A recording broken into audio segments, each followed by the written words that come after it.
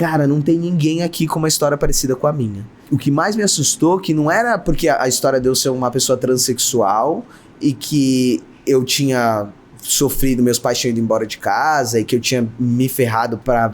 Não era essa a história, assim. Mesmo se eu não tivesse acontecido nada disso comigo, não tem ninguém do Grajaú aqui. Trabalham com pessoas vulneráveis, vai lá na área de responsabilidade social e jogava a gente lá pro fundo da empresa. Cara, eu não sou uma ONG, eu sou um business, eu vou trazer eficiência operacional pra você. Se a gente for falar de São Paulo, é que eu falo quadrilátero do Sapatênis ali, a Faria Lima, a Berrini, tipo, é aquele contexto. Essas pessoas não atravessaram nunca a ponte. Então, elas não sabem o que acontece lá do outro lado. Quando a gente encontra um Faria Limer com alguém do Grajaú, é aí que o poder tá. A Elza Soares tem uma vez eu tive a oportunidade de fazer uma palestra junto com ela num evento. E ela falou uma frase que eu nunca esqueci. Ela falou assim: depois eu entendi que a gente tem outros tipos de fome. Primeiro era a fome de comida, mas depois eu descobri que existem outras fomes. Tem fome de conhecimento, tem fome de liberdade, tem fome de igualdade, e que a fome talvez é uma coisa que nunca acabe.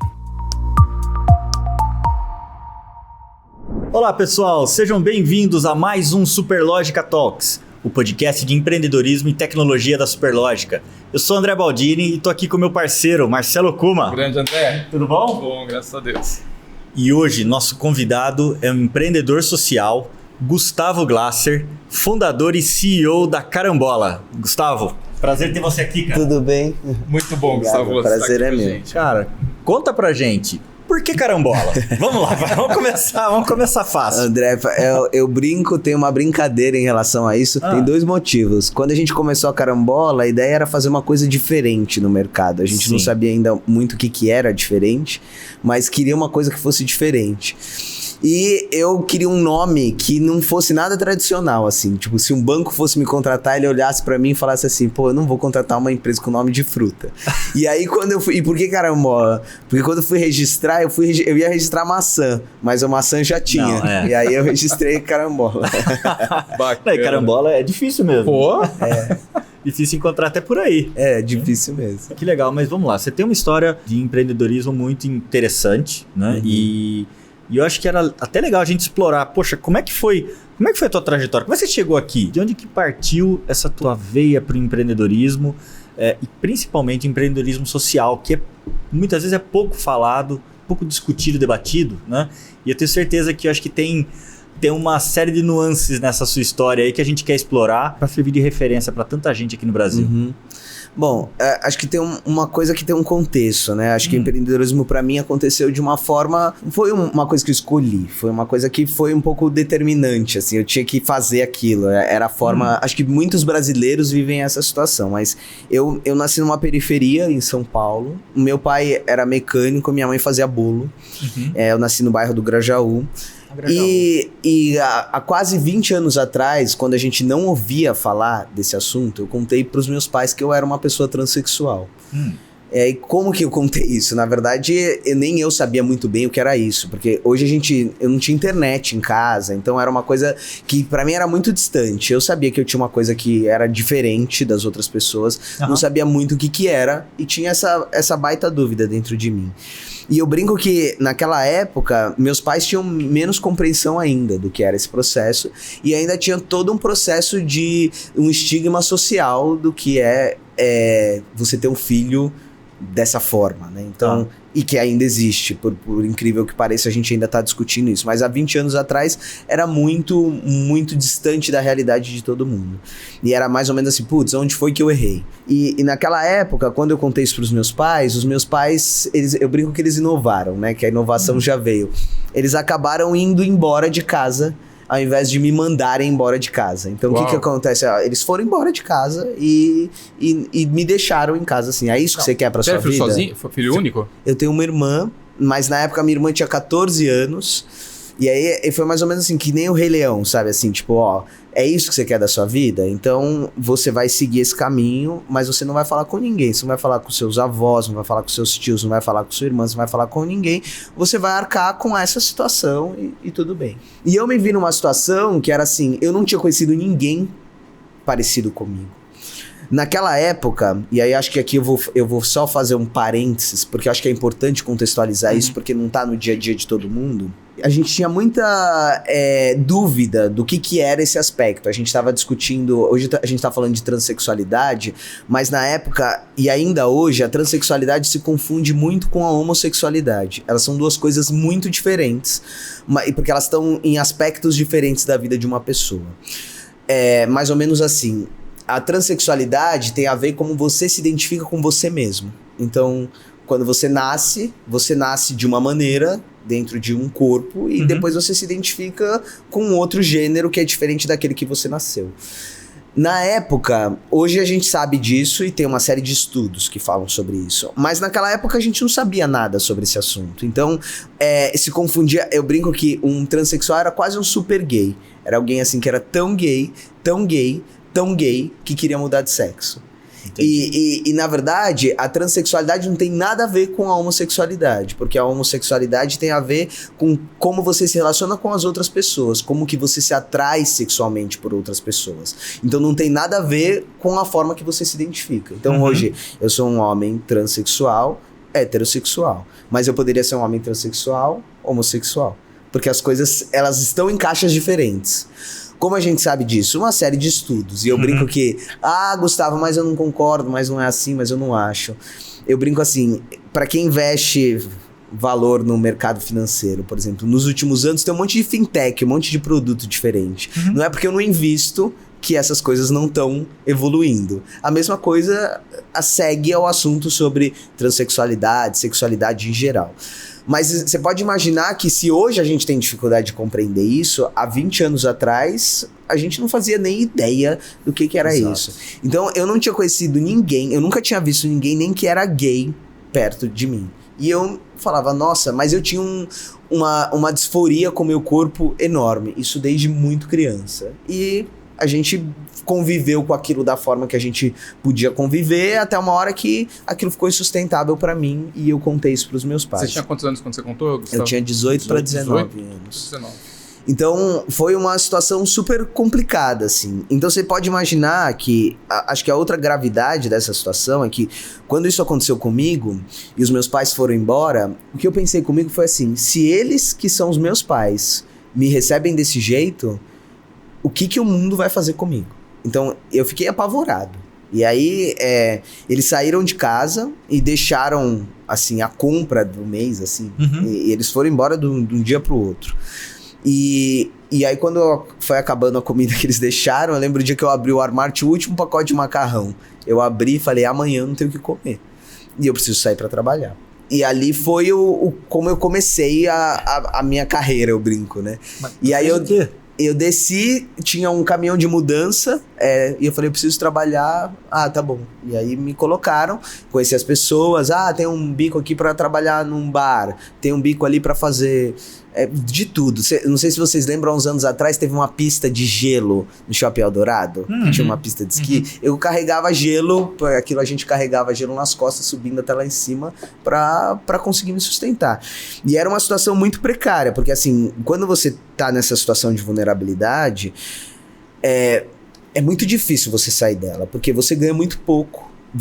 Eu tinha uma motivação emocional muito difícil, porque eu era agredido, eu tava me sentindo abandonado pela minha família, eu tinha medo das pessoas, eu tinha medo da minha identidade. Como que eu vou contar isso pras pessoas? Como é que eu vou? Por mais que ela era... É impetuoso isso, a gente não consegue controlar, é uma coisa que a gente tem dentro de você. Sabe? Tipo, e não tem como você controlar isso, não tem como você... É um instinto, é o que a gente é.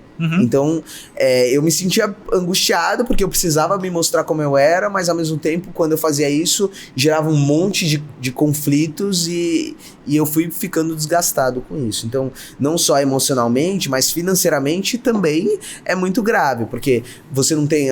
todo mundo tem ambição, todo mundo quer comprar coisa, todo mundo quer ter uma vida melhor, ter mais qualidade, comer melhor.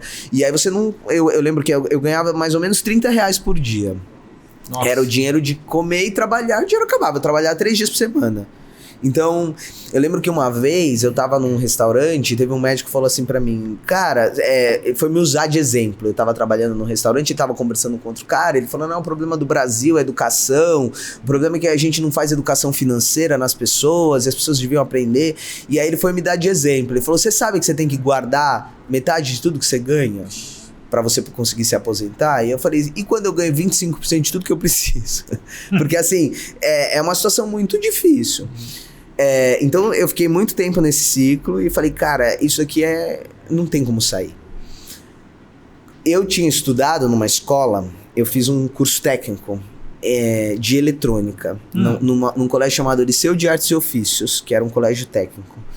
Eu falo que eu sou muito abençoado, porque a minha mãe, por mais que ela não teve estrutura emocional para lidar com a minha transexualidade há 20 anos atrás, ela não tinha ferramenta para isso, ela tinha uma clareza muito forte que eu e minha irmã tínhamos que estudar. Então, assim, vocês têm que estudar. Então, ela sempre punha isso. Meu pai falava, ele tinha uma mecânica, vocês vão trabalhar na mecânica. Minha mãe, de jeito nenhum, filho meu não vai trabalhar de mecânico, vai fazer outra coisa, vai estudar. E ela colocou a gente nessa escola, minha irmã também fez estudou na Federal, mas que era uma escola pública, mas que era uma escola muito forte e que a gente tinha um ensino que era período integral, onde fazia um período técnico e tal.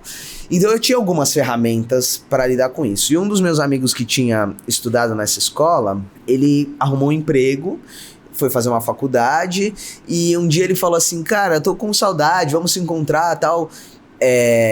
Vamos ali comigo, eu vou perto da sua casa que eu vou comprar um carro. E eu falei assim, cara, como você vai comprar um carro? Você acabou de arrumar um emprego. Você acabou de entrar na faculdade. E aí ele falou assim, então, e quando ele tava preenchendo lá os dados do carro, ele falou que ele tava ganhando 5 mil reais. Eu falei, cara, você ganhou 5 mil reais, você faz o quê? Aí ele falou assim, eu sou programador.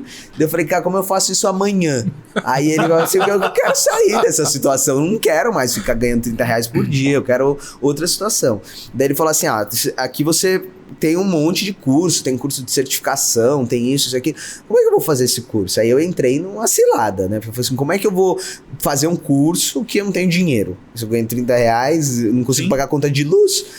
E aí ele pegou e falou, tem uns cursos gratuitos. Eu lembro que a gente na época montou um computador, assim, com uns pedaços de peça que, um arruma outro. Montei o computador, ele gravou um CD pra mim, e eu fui fazer. Eu falei, cara, mas não dá pra aprender isso aqui sozinho, não tinha internet em casa, como é que eu vou fazer? E aí eu descobri que a Microsoft dava um curso gratuito naquela época. Que era um curso para colocar estudantes no mercado de trabalho, que era um curso que durava 3 meses, e no final tinha uma feira de empregos, onde você fazia emprego. Eu falei, como é que eu vou fazer esse processo para entrar nesse curso? E tinha uma prova para entrar antes. Eu falei, cara, como é que eu vou fazer essa prova para entrar dentro desse curso? Eu descobri que as pessoas que davam o curso na Microsoft eram uns estagiários. E eles davam, esse curso acontecia dentro de uma universidade. E aí eu fui lá, bati na porta da sala deles lá e falei, cara, vocês já deram esse curso? Não. Vocês estão nervosos? Assim, nossa, então tem uma ideia. Eu não sei nada sobre isso. Vocês me ensinam. Se eu aprender, quer dizer que vocês estão sabendo ensinar. E eu pensei, aí eu vou passar na prova, vai ser bom, e aí vai ser bom pra todo mundo. Vamos fazer isso? Beleza. Só que para eu estudar, eu precisava de computador, de todo o processo. Então eu comecei eu tomei uma decisão de falar assim, eu vou fazer esse curso custe que custar, porque eu não quero mais ficar nessa situação. E eu brinco que os meus privilégios me permitiram, que loucura que eu tô falando, porque na época eu não tinha filho, eu morava sozinho, então eu tomei uma escolha, eu falei, eu vou fazer esse curso e parei de trabalhar. Então o dinheiro que quando eu trabalhava de final de semana, quando eu ganhava alguma coisa, eu usava pra comer. Eu falei, a única coisa que eu vou gastar é com comida. E o resto, nessa época eu acho que eu passei uns 6 meses comendo um purê de batata que vendia, que era em pó, que punha água assim, e misturava e comia isso. Eu falava, beleza, mas eu vou passar nesse curso, custe que custar. E aí cortaram a minha luz. E eu fiquei sem luz em casa. E aí eu ia a pé pra essa universidade, e aí tinha uma sala que eu sentava todo dia lá na porta, e como os meninos eram estagiários, eles chegavam um pouco mais tarde. E eu fui pedindo autorização pro pessoal, posso tomar banho aqui?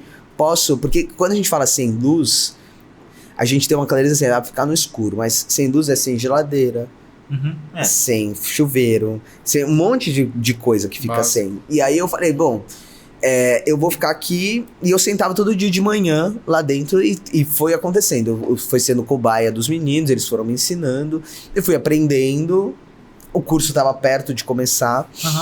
Um dia, um dos coordenadores da Microsoft chegou cedo e eu tinha pedido pra ele se eu podia estudar lá dentro, pra usar os computadores. Posso estudar aqui? Ah, tudo bem, você pode ficar ali naquele computador. E ele falou assim pra mim, se eu não te contratar, você não vai sair daqui da porta, né? E aí eu falei, não. Ele falou, então entra. Olha. Meu primeiro emprego foi no centro de inovação da Microsoft. Eu fiquei esse período, eu acabei dando o curso que eu ia fazer. Que Jura? legal. Eu acabei dando o curso que eu ia fazer. E aí peguei esse negócio de fazer... o meu trabalho lá era estudar tecnologias que vinham da Microsoft para estudar estratégias de implementar dentro de empresas. E aí, num processo desse, recebi uma proposta de um banco para fazer uma implementação de um sistema. Fui trabalhar no Banco Votorantim. E aí, era assim, a gente vai fazer uma migração aqui para os sistemas Microsoft. Eu conhecia tudo da nova tecnologia, porque o meu trabalho era esse. Vamos fazer aqui, me contrataram. E aí eu entrei, falei, nossa, agora zerei. Isso foi um ano depois que eu tinha entrado no curso. Falei assim, nossa, zerei a vida, assim. Fui almoçar no Haskell, sabe? Sexta-feira, os caras assim, vamos almoçar no Haskell. E eu falava assim, cara, vamos almoçar no Haskell. Eu conto essa história, mas hoje é uma coisa que talvez está muito mais no meu dia a dia, mas na época, você almoçar num restaurante que custava, sei lá, 100, 120 reais, um almoço, que era o dinheiro de 3 dias de trabalho inteiro meu, era muito surreal, assim. Eu falava assim, cara, como que pode isso? Eu lembro que eu fiquei chocado, assim, vocês vêm almoçar aqui toda semana. E aí você vai percebendo. Quando eu entrei no banco e eu comecei a fazer amizade, eu comecei a perceber que tinham os caras que eu comecei a conversar, começavam a falar, cara, mas de onde você vem? E ali a sua história. E eu comecei a contar o que eu fazia e eu lembro que eles falaram assim, nossa, mas essa história é muito legal, cara, como que você conseguiu fazer isso? E eu comecei a ter dimensão do que tinha acontecido comigo. Porque até então, eu só tava no automático. Porque eu falei, eu empreendi... Era sobrevivência. É sobrevivência. Cara, básico. assim, tem que fazer isso, não tem luz, tudo bem. E eu foquei de algum jeito. Acho que eu tinha ferramentas pra isso. Que eu falei, eu tive privilégios. Eu tive uma estrutura familiar. Ainda tive uma mãe que me apoiou muito pra estudar. Estudei numa boa escola. Então, eu tinha de algum jeito ferramenta pra lidar com aquilo. Anestesiei todas as outras coisas. Falei, é isso. E fiz aquilo. Quando eu comecei a cair na real, eu tive um susto que foi pra mim...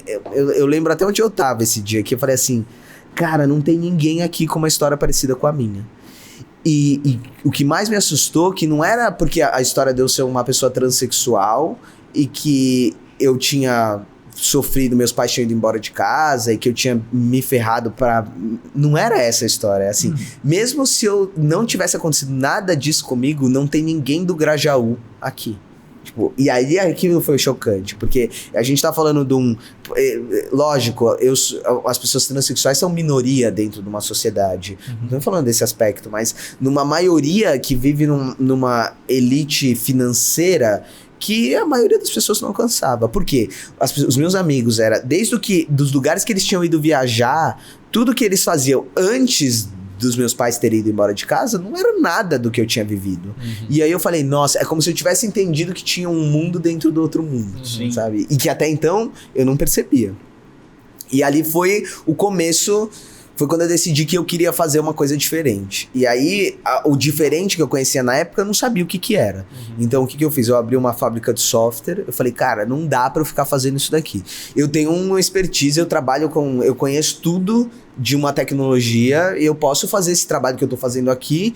E aí, o que eu fiz? Eu quase me pejotizei. Eu pedi as contas do banco, abri uma empresa que era eu mesmo. Meu primeiro cliente foi o próprio banco que eu trabalhava. E aí, eu comecei e aí foram me indicando, eu fui trabalhando para um monte de banco. Para fazer o quê? Uma fábrica de software. Cara, pequenininho aqui, vou começar a fazer isso. Né? Só que aquilo foi crescendo, foi dando certo. Eu lembro que quando eu percebi que... Falei assim, mas eu tô fazendo a mesma coisa que eu fazia. O que eu tô fazendo de diferente? Se fosse pra fazer isso, eu devia ter continuado no banco. Preciso mudar. E aí, eu fiquei 2 anos nesse processo. Daí, em 2013, nasceu a Carambola. Falei assim, agora é a carambola mesmo. Mudei o nome da empresa, porque a ideia é que eu queria que o banco não me contratasse. Cara, e se ele achar que eu vou ser um solution... A primeira empresa chamava Fortran Solution IT. Eu falei, se ele achar que eu sou um Solution IT, ele não vai me contratar. Então assim, vou abrir um nome de uma empresa e vou seguir aqui. E ali eu comecei a fazer... Qual que foi a minha estratégia? Eu fui para um coworking e falei que tinha um monte de startup. Em 2011 foi quando eu comecei, mas em 2003 estava um boom das startups. Sim. E aí eu falei, eu comecei a pegar projeto startup para fazer. E comecei a fazer um monte de projeto, um monte. Só que eu tinha uma dificuldade de contratação dos profissionais, porque como que eu vou contratar as pessoas se eu não tenho dinheiro para pagar essas pessoas? Então eu vim numa estratégia de assim, como que eu contrato esses indivíduos? Pô, eu não tenho grana, as startups não têm grana, elas me pagam pouco, eu tenho que pagar pouco para essas pessoas, porque era tudo assim, eu tenho uma ideia de uma coisa. De algum aspecto foi muito positivo, porque eu tive uma imersão em tudo quanto é tipo de projeto, de modelo de negócio, de coisas que me serviram de informação. Mas na época assim, vamos fazer esse projeto e entregar,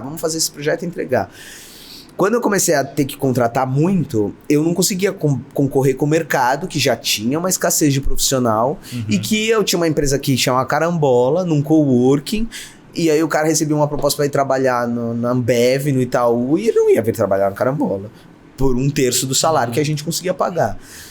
O que eu comecei a fazer? Eu comecei a contratar as pessoas que vinham do mesmo lugar que eu.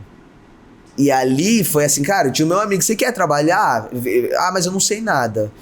Eu vou te dar o caminho, lembra o caminho do curso? Daqui, você vai estudar, vai seguir esse caminho, eu vou te ajudar. E isso começou a virar um sistema dentro da empresa.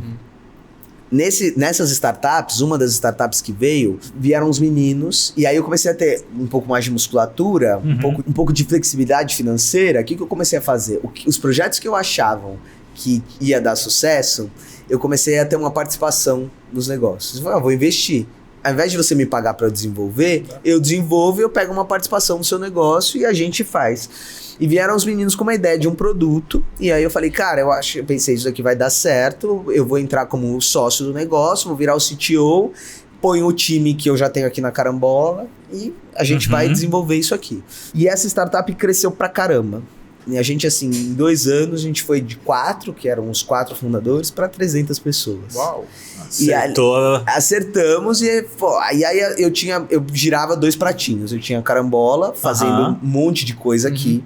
Já entendendo que aquilo não era muito o caminho, eu já tava num caminho de, eu acho que eu posso ser uma venture builder, eu posso gerar negócios, eu posso criar uma fábrica de negócios, não uma fábrica de software. Eu já tinha entendido que o meu negócio era o business, mas ainda não tinha entendido qual era o modelo que eu ia fazer isso. E ali, essa startup era uma startup que tinha um hardware. Eu tinha estudado eletrônica lá na frente, então ajudou pra caramba. A gente desenvolveu um hardware e tal, não sei o quê.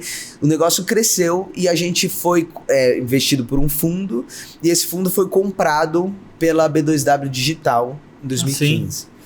Que é americanas.com, né? Quando eles compraram a gente, e a gente falou assim, beleza, então o fundo falou, vocês receberam uma proposta, agora vocês vão virar diretor lá da B2W, o pessoal tá querendo que você vá tocar o Labs, que o outro vai fazer não sei o quê.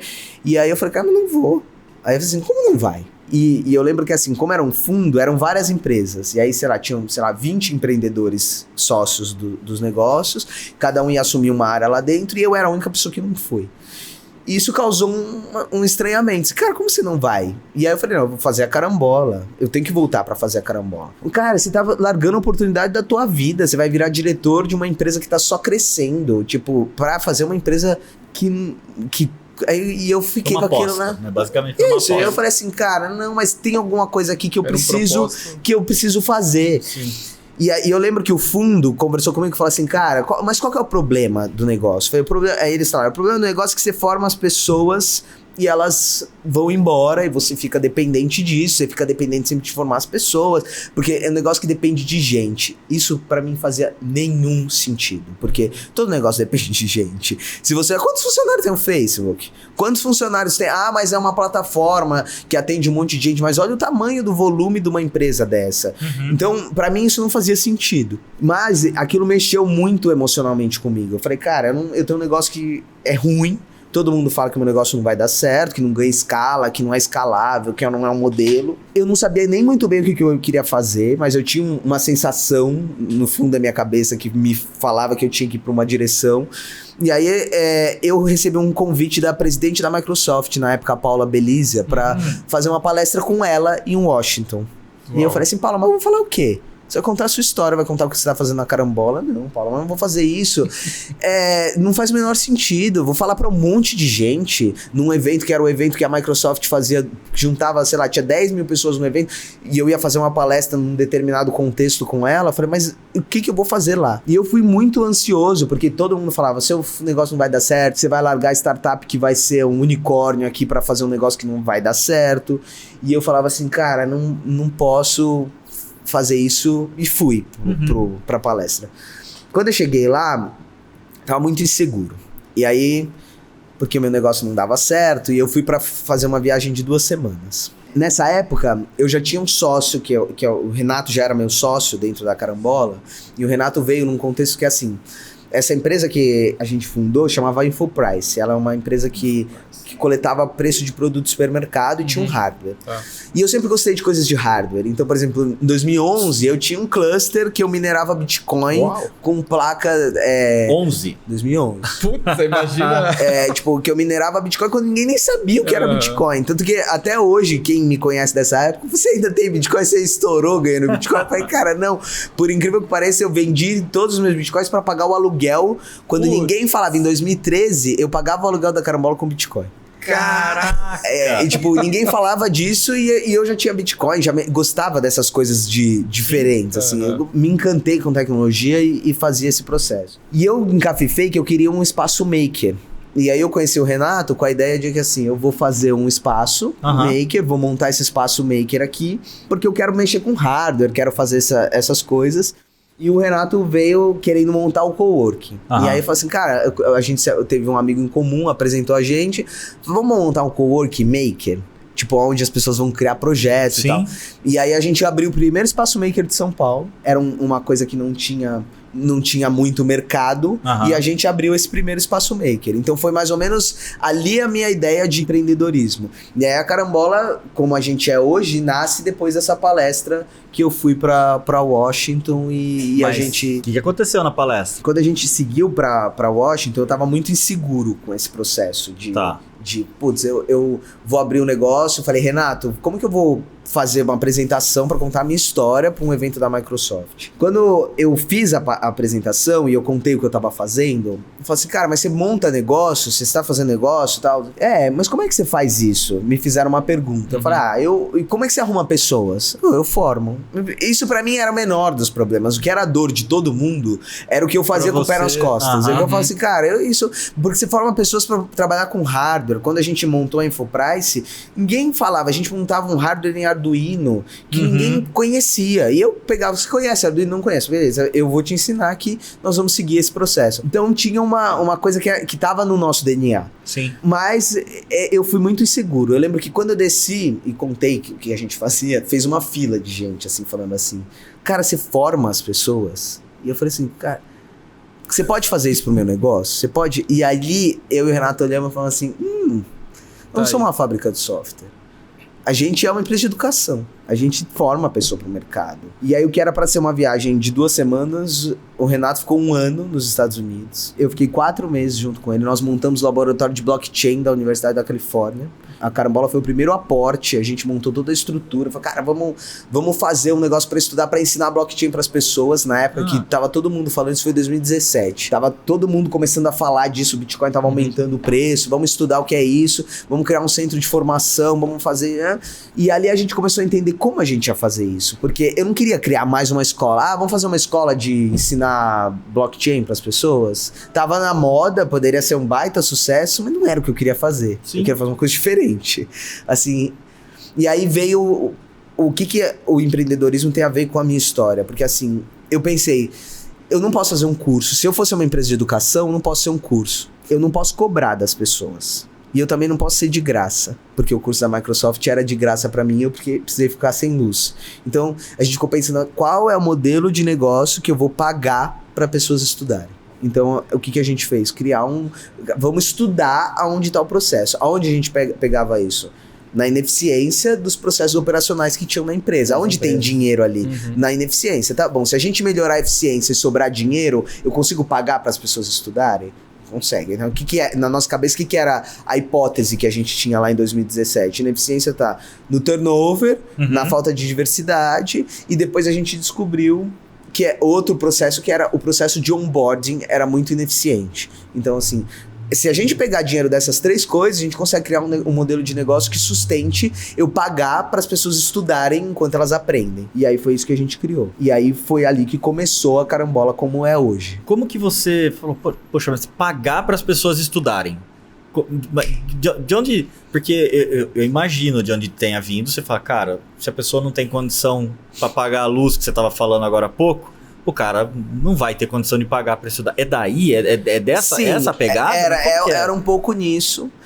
Nessa época, a gente já falava da diversidade, já tinha saído aquele reporte da McKinsey que chama Diversity Matters, que falava como a diversidade importa nas empresas e tinha mostrado um panorama geral que era muito ruim das empresas lá das 500 da Forbes nos Estados Unidos. Já tinha saído esse reporte, mas não da forma que é hoje. Eu acho que esse assunto amadureceu muito. Sim. A minha pergunta foi o seguinte, tá bom, quando a gente foi lá pra B2W, eu lembro que eu internalizei meu time. Eu lembro que um dos diretores falou assim pra mim, cara, aonde você arruma essas pessoas? Porque eram pessoas muito diferentes do contexto que aquelas pessoas estavam acostumadas. Desde a formação acadêmica até as outras características de diversidade. Então, muito inclusivo no sentido de, tinha pessoas com deficiência. Porque pra gente não importava isso. Eu brinco que a única coisa que eu não descobri a fórmula de como fazer ainda é imputar a vontade nas pessoas. Eu tenho até uma hipótese de como a gente faz isso, mas é muito difícil eu criar esse ímpeto da pessoa querer. Eu sei o que tira a vontade das pessoas, mas eu não sei como a gente resgata isso sem mudar um modelo social inteiro, porque às vezes você tem falta de vontade porque você sofre um monte de agressão todo dia e você tá condicionado aquele processo e acredita que aquele é o único espaço que você pode... Como que eu faço as pessoas sonharem? Tipo, era isso porque a gente tava fazendo isso. Na prática, as pessoas que passavam dentro da Carambola tinham histórias muito diversas. E quando a gente passava pra conversar, falava assim, cara, a gente transformou a vida dessa pessoa. O cara arrumando emprego. E tinha uma coisa que o fundo lá falou pra mim, que era assim, você contrata as pessoas e elas vão embora. E eu falava, putz, é verdade. Eu sou uma pessoa muito analítica, eu sempre analiso muito as coisas, assim. O que eu fiz? Eu peguei uma planilha de todos os funcionários que eu tinha tido e comecei a pegar uma média de quanto tempo eles ficavam dentro da empresa. Falei, pô, eles ficam aqui 9 meses. 9 meses? 9 meses. É pouco tempo, bem pouco tempo. Falei assim, então eu tô formando essas pessoas que não conhecem nada... E 9 meses elas vão embora. E alguma coisa certa eu tô fazendo. Porque elas estão sendo contratadas por empresas para ganhar muito mais. Quando a gente pensou nesse processo, era vamos criar um programa que começou com 6 meses, que a pessoa fica 6 meses com a gente. Mais ou menos como era o que a gente fazia. Vamos pegar aqui um desafio que a empresa traz e a primeira hipótese era, porque quando a gente tem uma startup, e não sei como é a experiência de vocês, mas o que eu aprendi em toda essa história de 1 milhão de negócios que passaram pela Carambola de todos os tipos, a gente tem que ter as validações em cada momento muito claras do que a gente quer fazer. Então, qual a pergunta que eu tô fazendo? Então, quando a gente vê a Carambola hoje, não é a mesma pergunta que eu tinha lá atrás. Então, a pergunta lá atrás é, eu preciso gerar um modelo que paga para as pessoas estudarem. Então, eu vou ter que criar uma hipótese da onde eu acho que tá vindo dinheiro. Daqui. Eu vou criar um MVP para aquilo, é daqui mesmo. Legal, então se eu resolver esse problema, tem dinheiro aqui. E aí, cada etapa, a gente vai iterando esse processo. E a gente funciona desse jeito. Então, a Carambola é um aprendizado, até porque a consequência do que a gente tá fazendo é a diminuição da desigualdade social. E é um problema super complexo. Então, a gente vai ter uma clareza... tem uma clareza de um palmo na frente. Fala, eu acho que isso daqui, depois eu vou enxergar o outro ponto. Então, veio muito da minha necessidade pessoal, mas quando a gente começou a olhar esses relatórios e falar assim, tá, mas qual é o assunto? Qual que é o argumento que eu vou fazer pra trazer? Quando a gente ia fazer o pitch lá pras empresas, pra falar, olha, eu vou trazer pessoas pra você, eles me perguntavam, mas da onde vêm essas pessoas? E aí a gente caía numa caixa que pra mim era um pouco ruim. Então vocês são uma ONG? Não. Mas porque vocês trabalham com pessoas vulneráveis, vai lá na área de responsabilidade social. E jogava a gente lá pro fundo da empresa. Cara, eu não sou uma ONG, eu sou um business, eu vou trazer eficiência operacional pra você. Só que eu não conseguia empacotar isso Sim. de alguma forma. Quando a gente viu esse relatório do Diversity Matters, mudou um pouco a chave, porque eu falei assim, aqui as pessoas estão investindo nisso. Então, eu não tô falando da vulnerabilidade econômica, que na verdade ela é uma consequência dos grupos minorizados, por exemplo, pessoas pretas ganham menos que pessoas brancas. Você olhar os dados, você vai ver que as mulheres ganham menos que os homens. Ah, mas é assim, é só você olhar números, é fato. Se a gente conseguir gerar esse processo, por que as mulheres pretas estudam menos? Porque elas são mãe de família, elas têm menos renda. E hoje o modelo educacional que a gente tem no mundo é: eu pago para estudar. É essa forma que a gente conhece. E as empresas, em contrapartida, têm um modelo de contratação que é: eu contrato as pessoas pelas habilidades técnicas que elas têm. Habilidades técnicas são adquiridas com o processo de compra. E aí a gente pensou assim, cara, como é que a gente muda essa cilada? Porque é um mecanismo que você tem que ficar pensando, como é que você muda isso?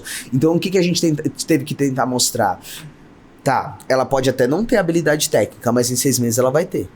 E eu vou te mostrar que ela vai ter. E se ela não tiver, você não contrata. Mas se ela tiver, você vai contratar.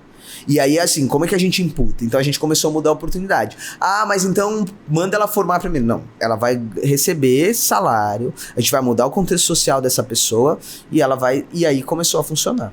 Então, quando a gente começou os primeiros pilotos, era nessa hipótese. Então era assim... 80% das pessoas que passam pelo programa têm renda familiar menor que 2 salários mínimos. A gente tá falando de uma família de 4 pessoas, R$500 per capita. Mais ou menos o que eu ganhava quando... Se eu tô falando de R$500 e hoje a gente emprega 97% das pessoas com salários entre R$4.700 e R$6.200. Uau, que legal. Então assim, possível a curva. E aí o que a gente começou a perceber? Que o buraco era muito mais embaixo, porque era um pouco dividir a responsabilidade. No contexto social que a gente vive hoje, e no contexto político também, a gente discute muito assim, o problema é da educação. Legal, mas como é que a gente muda esse aspecto? Interessa isso. Não é uma coisa que vai mudar, gente, não vai mudar em 30 anos. Não vai mudar amanhã, vai mudar em 30 anos. Sim. Quais os passos que a gente precisa começar a fazer? Então, uma forma é a gente também começar a se responsabilizar e não só culpar as pessoas, mas também não tem estudo, não consegue emprego porque não tem estudo. Tá bom, mas se não tem emprego, não tem estudo, não tem dinheiro, como é que vai ter estudo se o estudo custa? Então era um pouco dessa... Você entende a cilada que a gente se enfrentou? Sim. Então era assim, quando a gente pensou no modelo, era pra quebrar essa cilada. Legal. Você identificou, então, assim, a oportunidade para realmente ser valorizado pelas empresas, o trabalho da Carambola ser reconhecido. E do lado do público, né? Assim, como é que você montou essa estrutura para identificar ou as pessoas mais vulneráveis ou as pessoas mais, enfim, sem oportunidade? Essa é a parte mais simples do processo, porque as pessoas sempre me perguntam assim, Gustavo, mas onde se arruma essas pessoas? A gente ainda vive numa sociedade com uma mentalidade da escassez. O que é a mentalidade da escassez? Tem poucos recursos. A gente vive criando um monte de coisas para criar escassezes artificiais, né? Que elas, na verdade, elas não existem. Elas são no imaginário do que a gente tá. Tá tudo bem a gente fazer isso até uma certa medida, né? Então, assim, por exemplo, qual a coisa mais abstrata que dinheiro? Dinheiro é uma escassez imaginária que a gente criou na sociedade e a gente funciona em volta disso. Precisamos gerar lucro em volta disso. Nossa sociedade está pautada nisso, não tem nenhum problema nisso. Mas quando a gente extrapola essa escassez para outros contextos, a gente fica míope. Então, por exemplo, não faltam profissionais. A gente tá falando de um país com 14 milhões de desempregados. Não dá pra gente imaginar que falta profissional preparados. Isso. Mas aí o ponto, o que é o preparado? Aí foi essa analogia que a gente chegou no segundo ponto, que era como que a gente destrincha o que é preparado? Porque senão realmente, mas não sei matemática básica, Gustavo, mas e aí a gente entrava nas comparações do curso. Então é assim, Gustavo, a gente fez um curso aqui e colocamos os cursos, por exemplo, para pessoas pretas e essas pessoas não conseguiram performar porque eles não sabem matemática. E aí eu brinco que uma vez eu falei assim, mas me mostra esse curso, um curso online. Daí eu falo assim, bom, primeiro, se é um curso online e você não tá dando nenhum subsídio, a maioria das pessoas pretas você não tá pegando. Por quê? Não é que a pessoa não tem internet em casa, a pessoa não tem luz. Metade da população brasileira não tem saneamento básico. Então a gente começa a ver como o buraco é muito mais embaixo. Quer dizer que essas pessoas não têm habilidade, elas não podem adquirir habilidade? Não. Era esse ponto que a gente queria mostrar, que era assim, dada uma condição financeira mínima para as pessoas, eu consigo fazer com que essas pessoas, com algum determinado tempo, ganhem preparação. E aí a gente começou a quebrar algumas barreiras. Por quê? E aí começou a chover, gente. Por quê? A conta não é o curso. Por exemplo, se você analisar os dados dos cursos de tecnologia nos últimos anos, mesmo sendo o mercado que toda semana fala no jornal que é o que tem mais escassez de vaga, que paga melhor, são os cursos que menos entram pessoas. Menos entram. Todas as universidades têm dificuldade de adesão de profissionais nas áreas de tecnologia. Todo mundo incentiva isso, fala isso. Lá o Obama criou o programa com o Zuckerberg para fazer. Todo mundo tem que codar, a hora do código. Todo mundo fala disso. Isso tá pegando? Ah, seu filho faz programação na escola, mas ele quer ser veterinário. Dificilmente. O que você quer ser? Programador. A gente não escuta isso comumente. Programador ainda é um bicho estranho perto da sociedade. Pra mim, é mais a história do ovo e da galinha.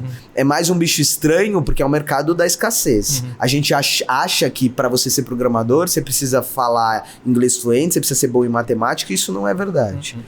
Como que a gente começou a provar isso? Com os dados, né? Então, quando você pega e começa a fazer uma análise nesse ponto, você começa a ver que tem um monte de gente que é apta pra entrar nesse mercado. Só que você só consegue motivar essa pessoa quando acontece igual aconteceu comigo. Eu vou lá e emprego um menino. E aí o menino vai lá e compra um tênis bom, compra um celular. Aí ele chega pro amigo e fala, cara, o que você faz? Ah, eu sou programador. Pô, mas dá pra eu fazer isso? Dá. E aí o cara começa a ver que aquilo é pra ele. Mas o que a gente vê? Aí o menino tá lá assistindo a TV, quando ele assiste uma TV no sinal analógico, ele vê a gente falando do celular, ele não tem plano de dados no celular dele, ele vai achar que ele pode ser programador. É a gente sonhar com uma coisa que a gente nunca viu. Então, é a gente imaginar um cenário... Sabe, eu vi uma foto daquele assim... Como as pessoas imaginavam, tipo, há 500 anos atrás ia ser o ano 2000 lá. E aí eles tinham um monte de desenho. É mais ou menos isso. Você pedir para um menino, sonha como vai ser seu mercado de tecnologia. Numa coisa que você não tem privada na sua casa, não tem como. Então, quando a gente começa a inverter essa roda, a gente começa a ver que as pessoas começam a querer trabalhar dentro dessa área. E aí a gente tem que pegar os pontos da sociedade que a gente vive, né? Então é uma mentalidade de abundância que a gente provoca. Porque, vou fazer uma analogia, a gente dá a chance para um menino que não tem experiência nenhuma trabalhar na nossa empresa, se ele for branco e tiver feito uma visita no Vale do Silício, que a gente sabe que qualquer um paga um curso de $10 mil para assistir uma palestra, 3 palestras, e ele volta como o cara que foi pro Vale do Silício conhecendo aquela linguagem. Às vezes tem que programar uma linha de código, mas a gente vê potencial nesse menino. Mas a gente não vê potencial num menino que compra uma bala pra vender a R$10 no farol e depois vira esse dinheiro comprando água e fazendo isso. A gente não vê que esse menino é capaz de aprender, se ele for um menino preto e pobre. Você entende que a mesma medida para pessoas totalmente diferentes, agora, são medidas diferentes, sim, né? Agora, Gustavo, assim, existem... você citou a Microsoft, né? Assim, existem outras entidades e até empresas, né? Trabalhando para criar essas oportunidades, né? No que esses programas, essas empresas diferem do projeto da Carambola? Eu acho que eles não diferem, eu acho que eles complementam. Nós estamos falando de uma coisa que, assim, eu gosto de pensar muito pouco em concorrentes, porque assim, cara, eu tô querendo falar que eu quero acabar com a desigualdade social. Putz, cara, quanto mais gente fizer, todo mundo esteja fazendo claro. isso. E é um problema tão complexo que eu não acho que é uma empresa só que vai resolver. Porque é partir também de uma premissa de que se tiver um só que estiver resolvendo, esse cara vai de alguma forma estar centralizando a gente tá falando... Pensa no mercado futuro. A gente tá falando de centralização. A gente tá investindo em blockchain, investindo em Bitcoin. Todo mundo nas modas da criptomoeda, dos NFTs, disso o quê. E nós vamos falar de uma empresa descentralizada, sendo que é o inverso disso. Temos que, como que é? Tem o walk the talk, né? Que a gente brinca a percorrer o discurso. Então, assim, se você acredita que Bitcoin é um futuro, você tem que acreditar que a gente precisa criar uma forma descentralizada de fazer os processos. Acho que no sentido que a gente difere de algumas coisas, que eu acho que a gente tem uma solução que vai um pouco além do que essas soluções que só visam formar os não formados. Tá? Porque o que a gente percebeu na Carambola, que é Tá bom, Gustavo, mas tem uma empregabilidade alta. Mas qual que é o fator que a gente faz isso? É educar os educados. Eu acho que é esse ponto que a gente difere das outras empresas tradicionais e que a gente também não quer ser uma empresa de educação. Porque é um modelo que, na nossa visão, não faz nem muito sentido dentro disso. A gente quer ser uma empresa de oportunidades. Como que a gente faz esse processo? Que é o seguinte, quando a gente fala de inclusão, e aí eu dei o exemplo agora do menino branco versus o menino preto, isso é fato. A gente tem tendências de avaliar pessoas que são muito parecidas com a gente. Eu vou dar um exemplo. Por quê? Porque nós temos um mecanismo na nossa cabeça, tem um algoritmo na nossa cabeça. E ele funciona baseado na sociedade que a gente vive. A sociedade que a gente vive é racista, machista, homofóbica, misógina. Não tem como nenhum de nós achar que a gente não tem nenhuma dessas características. Nós somos racistas, homofóbicos, misóginos. Nós somos todos isso, porque é o modelo social que a gente vive.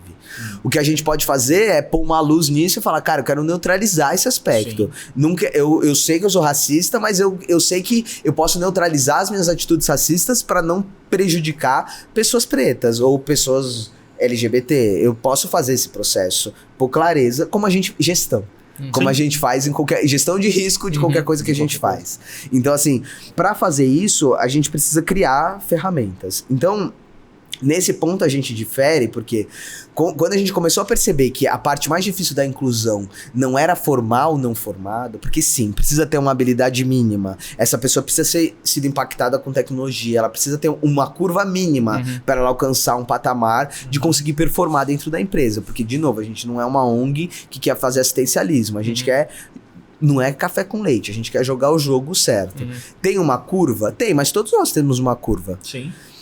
Uma analogia, por exemplo, quando a gente manda o executivo para fazer o MBA internacional, ele tá fazendo um programa de formação também. E ele tá aprendendo, ele vai pegar uma empresa piloto, ele vai testar coisas, ele vai criar uma hipótese, ele vai fazer aquilo. A gente dá 2 anos para esse cara estudar. Por que a gente não dá 2 anos para uma menina preta aprender a programar e ter uma curva de performance que vai perdurar dentro da minha empresa? Se a gente dá para um executivo branco fazer um MBA internacional. São processos que a gente começou a provocar. E o que é o básico que esse público precisa ter para você dar a oportunidade, Gustavo? Tipo, tem que estar... Hoje a gente tem para todos os níveis, tá? Então, assim, eu tenho... Desde maturidade, a gente olha 2 aspectos. A gente olha tanto o aspecto comportamental do indivíduo, quanto as habilidades técnicas a serem percorridas. Não as adquiridas, porque as adquiridas me valem muito pouco. Até porque no mercado de tecnologia... hoje eu sei uma linguagem, amanhã lança outra, então quer dizer que você começa do zero? Não. Então, a gente vai buscar criar essa aptidão por tecnologia. Assim como tudo, a ideia é ensinar a aprender tecnologia. Então, como é que eu aprendo tecnologia por mim mesmo? Quais são os canais que eu tenho que buscar? Então, que é inegociável, a pessoa precisa ter vontade de fazer esse processo, porque é difícil, ele vai ter que se desconstruir. E aí a gente separa a carambola em trilhas, que não só de programação, mas em todas as áreas que são do digital, que vai desde o UX, design, até área de produto, de em função da demanda que você tem com o cliente, com a empresa, você... a gente não tem uma demanda com a empresa, porque aquele modelo da gente pegar o desafio da empresa... ficou para a gente validar a nossa hipótese lá atrás. Hoje, o que a gente fez? A gente criou um modelo como se fosse um guia para essa empresa fazer uma inclusão de um profissional. Dentro desse guia, tem tarefas que demandam da empresa e tarefas que demandam do indivíduo que está sendo empregado. Mas a empresa abre para você as vagas que ela precisa. Ela abre a vaga que ela precisa e a gente, dentro da nossa base, faz um team building, um algoritmo de team building para fazer o quê? Maximizar a diversidade e potencializar essas curvas de aprendizado que a empresa já tem. Tá? Então, é esse team building que a gente faz através de um algoritmo. E aí, a sugestão é, empresa, aqui nós temos um grupo de pessoas que, se você seguir essas guias aqui dentro dessa plataforma que a gente está contando para você, a empregabilidade dela tem hoje 97% de chance dela ser empregada. Mas quem identifica é a carambola. É a carambola. Então, assim, a empresa não sabe quem é a pessoa. Você recebe um perfil e você vai buscar... A gente tem uma base, a gente tem um lugar que chama Universo Carambola, onde os indivíduos entram, se cadastram lá. E aí a gente posso falar do perfil que vai entrar como eu quero ser empregado, mas nesse universo eu sou o gestor de uma empresa que eu quero gerir diversidade. Eles vão entrar no mesmo lugar, vão preencher os mesmos critérios, porque a gente quer saber quais são os conflitos que eu vou ter de trabalhar. Pensa o seguinte, como a gente não tem um processo claro e a gente é humano e a gente já tem um algoritmo, como eu disse, colocado dentro da nossa cabeça, a gente tende a seguir padrões. Se a gente olhar, a gente fica buscando o poder do hábito, cortar esses comportamentos o tempo todo. É muito mais fácil a gente gerir uma pessoa que tem uma história de vida parecida com a nossa. Por quê? Pô, ele estudou na mesma escola que eu. Eu tenho um parâmetro. Ele escuta a mesma música que eu. Eu tenho um parâmetro de falar se ele é bom ou ruim. Aí, se eu pegar uma pessoa que, por exemplo, estudou numa escola que eu nunca ouvi falar, escuta uma música, fala de uma forma que é muito diferente da minha, a gente, como ser humano, perde o poder de falar, eu não sei mais se essa pessoa é boa ou ruim. A nossa tendência é sempre falar, ela é ruim. Por quê? Porque ela é diferente de mim. Se eu sou bom, é uma dicotomia. Eu sou bom, o outro é ruim. É esse jogo que a gente tá jogando quando a gente fala no aspecto da diversidade. O que a gente tá querendo mostrar é que não tem meio bom nem ruim. Tem bom pra uma coisa, bom pra outra coisa, bom pra outra coisa. E tem habilidades que podem ser melhoradas, como é o trabalho de qualquer executivo ou de qualquer profissional seguir uma carreira e melhorar. Então eu, como executivo da Carambola, eu tô me aprimorando o tempo todo. O que eu tenho que estudar mais? O que eu tenho de ponto fraco? O que eu tenho... E a gente vai dando esse caminho para as pessoas fazerem. E hoje, assim, todas as empresas que você tem trabalhado, as vagas são para tecnologia. Para a área de digital, né? Digital.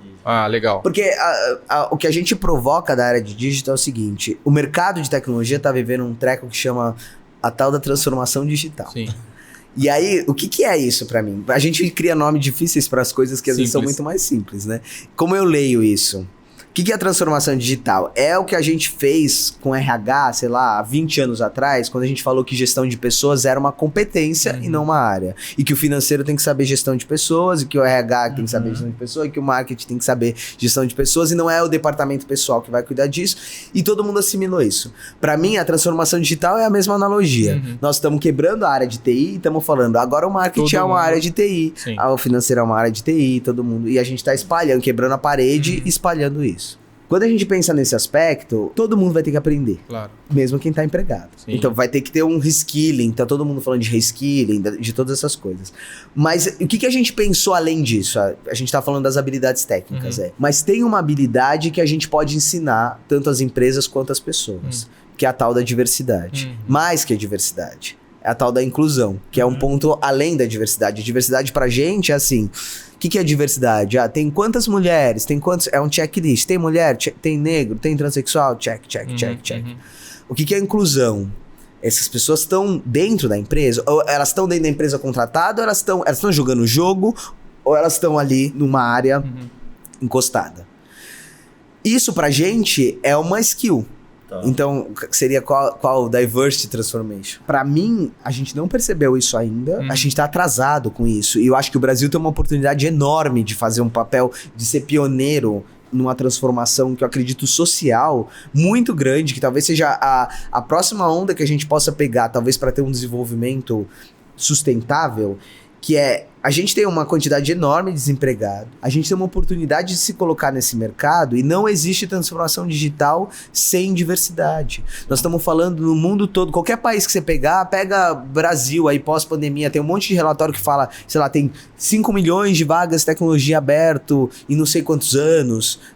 Ou a gente vai preencher, e todos os homens brancos, heterossexuais, cisgênero, de classe média alta, que hoje a foto desse mercado já estão contratados. Ou a gente para de fazer hunting de profissional e pagar 20% a mais, 30% a mais para trazer um cara de outra empresa, mentalidade da escassez. Só tem aquele cara, ou a gente investe num processo que a gente tá falando de farming de talentos, onde a gente semeia esse talento e vai começar a colher o resultado disso a longo prazo, é um diferencial competitivo. Porque eu quero fazer inclusão digital, transformação digital sem gente, eu quero fazer transformação digital, mas tem 800 vagas em aberto. Como é que você vai fazer? Como é que você vai ensinar as pessoas que estão dentro? E aí tem uma oportunidade da gente ensinar um outro aspecto, que é como que a gente trabalha com pessoas diferentes da gente, porque não tem outra opção. qual que é o posicionamento hoje da Carambola? É pegar exatamente esse gancho. Vamos pegar um mercado que tem uma escassez enorme de profissionais, vamos se posicionar como uma plataforma que vai ajudar as empresas e as pessoas, não só as empresas, porque quando a empresa é um coletivo de gente, né? Então, assim, eu como indivíduo trabalhar com pessoas diferentes de mim, para ter uma visão que a gente fala tem muita gente falando do futuro do trabalho, né? A gente viu na pandemia, o que é o futuro do trabalho pra gente? O futuro do trabalho é inclusivo, é diverso, é abundante e é colaborativo. Quanto das nossas empresas, das pessoas que estão dentro da empresa, estão preparadas para trabalhar nesse contexto? E até querer explorar uma coisa que você tem falado bastante de habilidades técnicas. O que eu ouvi já e ouço muito, inclusive, poxa, você contrata pela habilidade técnica, demite pelo comportamento. Como é que se trata a questão comportamental? Porque eu imagino que seja, talvez, algo esse é o coração da Carambola. Porque a dúvida sempre vem pra gente como uma questão de como vocês preparam tecnicamente. Eu falo, gente, esse é o menor dos problemas. Essa é a parte simples. E percebe que todo mundo tem essa dúvida. Onde você acha as pessoas tecnicamente preparadas? Não é tecnicamente preparado que vai ser o diferencial competitivo. Exatamente. É criar o ambiente e a cultura da abundância e colaboração. Como é que a gente faz isso? Através da plataforma. Então, o que é a nossa plataforma? Ela tem algumas visões. Primeiro, eu como indivíduo entender o que é essa tal da diversidade, porque a diversidade não é ser uma pessoa preta, uma pessoa LGBT, não é só isso, a diversidade tem muitos outros aspectos. Tem então, assim, tem desde da sua religião até a situação marital que você vive, aonde você mora, onde você estudou, tem um monte de aspectos. A sua situação organizacional, que tem a ver também nos lugares que você nasceu e tal, e a gente vai seguindo por esse processo. Como que eu me relaciono como eu me relaciono comigo? Eu sei de onde eu vim, eu sei qual que é a consequência de outras pessoas que não vieram na mesma situação que eu. A gente aprender sobre o que é diversidade. Sim. Esse é o primeiro ponto. O segundo ponto é, já que agora eu aprendi sobre o que é diversidade, como eu me relaciono com as outras pessoas? O que são os meus vieses inconscientes? Os vieses inconscientes é aquilo que a gente acredita, muito provavelmente, porque a gente teve algum exemplo que ficou uma coisa no nosso hardware aqui, enfiado, e que a gente precisa trabalhar para mudar. A gente não acaba com vieses inconscientes. Por quê? Porque eles estão ali, eles são inconscientes, eles não estão na cabeça. Claro, a gente não tem um treinamento, a gente pode ter um treinamento do que são os vieses inconscientes. Consigo acabar com eles? Muito difícil fazer esse processo. Demanda um trabalho, sei lá, se você fizer 10 anos de terapia, entender por que você tem um... Mas a gente tem um viés inconsciente, por exemplo, vou dar um exemplo que é em relação às pessoas pretas. Por uma questão social, a gente não tem nada a ver com... Não é culpa das pessoas pretas, mas a gente acha que é isso. Numa sociedade onde a única forma de mensurar valor é o ganho financeiro que a gente tem, pessoas que ganham menos vão ter menos valor. A gente tem uma percepção. Por quê? Porque elas não se desenvolveram, porque elas não quiseram fazer, ou porque elas não conseguiram. A gente não consegue olhar, a gente não tem essa capacidade de olhar a visão do todo. Então, a gente está acostumado a ver pessoas pretas, por exemplo, qualquer feira que você for, faça esse teste. Onde estão as pessoas pretas? Na faxina. E aí, quando a gente vê uma pessoa preta, se a gente não tomar cuidado, a gente vai achar que essa pessoa é um faxineiro. Se a gente vê um cara preto de terno, a gente vai achar que ele é um segurança. Por quê? Porque é onde a gente está acostumado a ver essas pessoas. É consciente? Claro que não. A gente passa e invisível. A gente vê ali e fala. Onde a gente vê pessoas travestis, mulheres trans, aonde a gente vê? Na prostituição. Então a gente só acha que isso só é possível para essas pessoas. Por quê? Porque a gente só vê ali. Mas é porque essas pessoas quiseram? Por exemplo, no caso da população trans, 90% das mulheres trans estão em situação de prostituição. Gustavo, mas elas querem. 90% de uma população escolher isso. Mas tem gente que quer. Gente, tem gente que quer em qualquer âmbito da sociedade. Tem gente que não é trans que quer prostituição também. Tem gente que gosta a sociedade tem sabores para todos os gostos. Sim. Mas 90% de uma população a gente não pode pensar que é o acaso. Você entende? E aí a gente precisa quebrar isso. Né? Sim. Gustavo, do lado das empresas, você consegue mapear o quanto que a gente tem no mercado, assim, no Brasil, de oportunidades que as empresas estão selecionando para pessoas pretas, trans? Você tem um número? Então, tem um movimento, não tem um número, mas tem um movimento que vem acontecendo nos últimos anos que eu acho ele importante, mas, de novo, eu acho ele ainda o primeiro passo. E não é o passo ideal. A gente precisa dar mais alguns passos para consolidar isso. E não sou nem eu que tô falando. O que eu falei daquele relatório da McKinsey de 2015, eles fizeram um repasse desse relatório em 2020 para olhar enquanto a diversidade aumentou em 20 anos.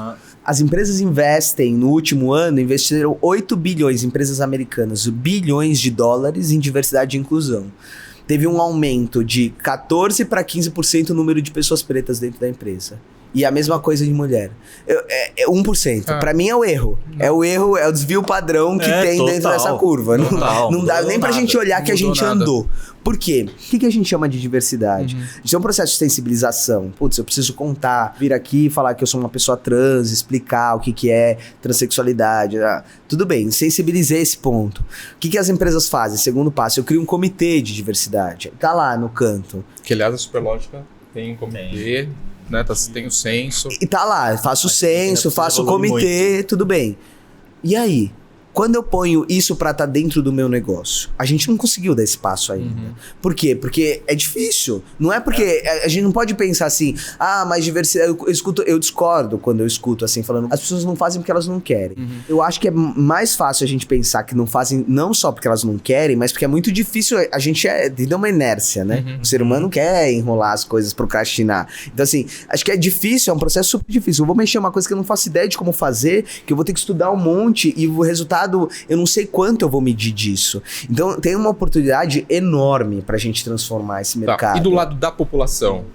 Assim, como é que você mapeia? Se você tem isso quantitativamente falando. Em que sentido? Porque você está identificando ali pessoas que podem preencher essas vagas. Do lado, né, dessa oferta da mão de obra, vamos dizer assim, quantas pessoas você estima? Tem um número? Eu acho que qualquer pessoa poderia estar dentro de uma plataforma dessa, porque o objetivo nosso não é pegar pessoas só desempregadas, é falar assim, quanto você está preparado, por exemplo, uma pergunta, quanto você está preparado para o futuro do trabalho?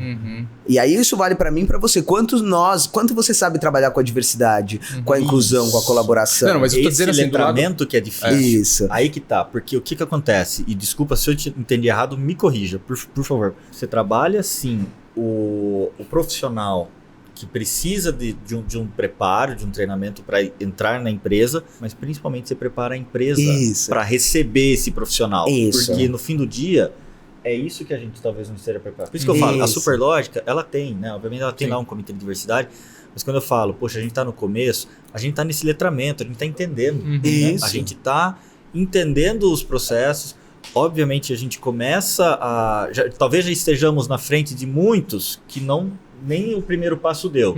Mas eu ainda acho que a gente está bastante distante de algo, no mínimo, razoável. Eu acho que a gente como sociedade, tá? Como sociedade. A gente como sociedade. Claro, é o que eu falei assim, é um absurdo a gente pensar. Eu fico abismado com isso. A gente levou o ano passado não sei quantas pessoas pro espaço lá, civil, que iam pro espaço, e a gente tem metade da população no Brasil que não tem saneamento básico. Eu acho que é incabível a gente como sociedade ser conivente ainda com isso. Não dá mais pra gente tolerar isso. Acho que esse é o primeiro ponto. A conscientização, né? Agora sim, tem um aspecto, o que a Carambola tá tentando fazer? Essa dificuldade que vocês têm aqui, porque o seu core business eu tenho um outro core business, não é fazer diversidade. E isso por si só é um negócio super complexo. Vocês podem imaginar o tanto de variável que a gente mexe para tentar quebrar, neutralizar vieses inconscientes e trazer. Então, o que a gente tá propondo? Assim, cara, a gente quer ser essa plataforma. Tipo, onde a gente entra aqui dentro e eu vou dar as ferramentas para você gerir isso, para ganhar velocidade, pra gente ganhar velocidade nesse motor, porque é um problema complexo. Então, ele precisa de várias. Eu preciso tanto das empresas, eu preciso sensibilizar as pessoas de que elas possam sonhar em outras carreiras, e isso vai acontecer naturalmente, como já vem acontecendo. Mas eu preciso treinar, educar os educados, ou dar ferramentas para a gestão dessa diversidade, é o ponto talvez mais importante desse aspecto. Porque senão, ele ainda vai ficar num aspecto de sensibilização, que é importante. Mas depois a gente precisa concretizar. Claro. Eu falo, beleza, eu vi, tá bom, mas como é que eu faço isso? Eu vou criar um censo, vou medir, eu vou avaliar quais são as melhores... Como que eu vou quebrar os vieses inconscientes que eu tenho dentro dos meus processos seletivos? Como é que eu faço isso? A gente tem que trazer essas ferramentas para falar, olha... E não é uma caça às bruxas, entendeu? O que a gente tá tentando fazer é assim, nós sabemos que nós temos, tá tudo bem. mas a gente precisa gerir, porque não dá para ficar Exato. convivendo mais com isso. Legal. Esse trabalho, né, tem aí 5 anos, pelo menos, né? Qual que é o impacto hoje em termos de volume? Então, quantas empresas impactadas, ou o que você puder falar, né? Sim. Quantas vagas preenchidas, quantas pessoas ali impactadas? A nossa hipótese era, como a gente tinha pouca clareza do que ia gerar resultado, a gente criou pequenos pilotos em universos diferentes, em indústrias diferentes, para que a gente pudesse falar, tá bom, vamos pegar primeiro as grandes empresas, que é quase um universo por si só, e a gente tentar mudar o cenário dentro disso para depois eu conseguir espalhar esse processo para dentro de outros negócios. A gente começou o primeiro piloto, desde que a gente imaginou, o primeiro piloto a gente começou em 2019, então, desde então, a gente fez mais ou menos com 16 empresas que estão fazendo pilotos, desde Itaú, Ambev, Microsoft, PwC, são empresas de grandes portes que atuam dentro disso, onde a gente foi identificando quais eram os pontos que a gente precisava trabalhar para quebrar essas barreiras de inclusão. O que eu falo, os números da nossa contratação refletem o resultado dessas empresas. Quem que a gente impactou dentro desses negócios?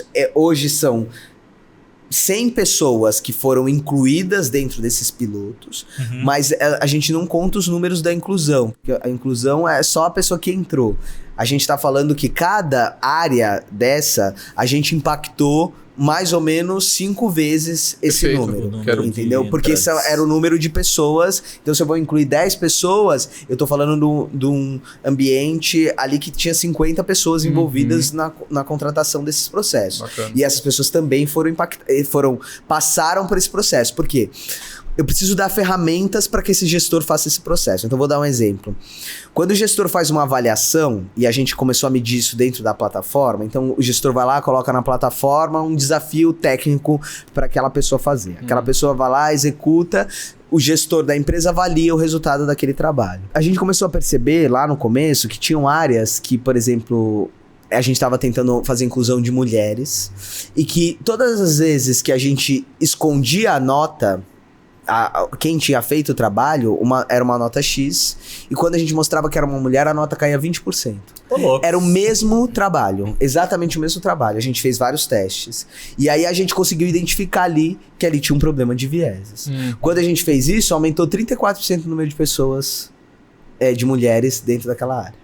Então, porque eu criei uma forma de neutralizar aquele processo.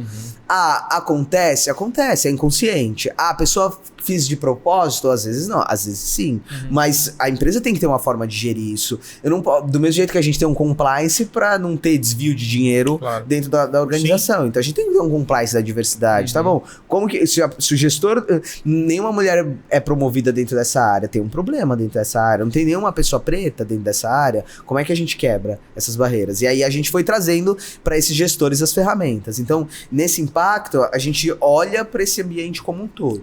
Entendeu? Então, legal. E Gustavo, você contou do início, né, da tua história toda aí, né? Aliás, muito bacana você poder compartilhar com a gente. E hoje você já tem histórias que você pode compartilhar aqui, tipo, de mudança, de transformação que algumas dessas pessoas passaram, algo que você fala, cara, olha... É muito curioso, porque assim, a gente vive coisas que às vezes acontecem coisas na carambola que o time para e fala, cara, o que a gente tá fazendo é realmente muito, muito foda, sabe? Porque...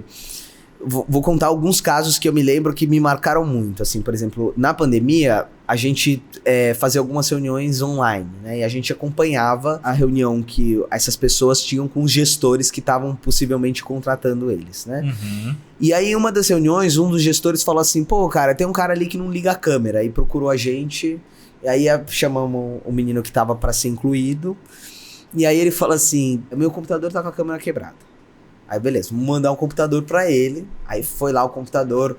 Curioso também, a gente tá gravando um vídeo agora de como esses computadores chegam nos lugares. Porque, porque na maioria dos lugares não tem um endereço, tipo, deixa na quitanda do seu Zé, porque é uma viela. Às vezes o motoboy liga pra gente e fala assim, cara, não vou subir aqui. Não tem como subir, não tem uma escada. Tipo, então eles vão deixa na viela, deixa ali. Né? Então tem todo esse processo, levamos o computador. Aí eu falo, o computador tá com a câmera quebrada, não é possível, mandamos uma câmera. A câmera não funciona. Eu assim, cara, tem uma coisa acontecendo.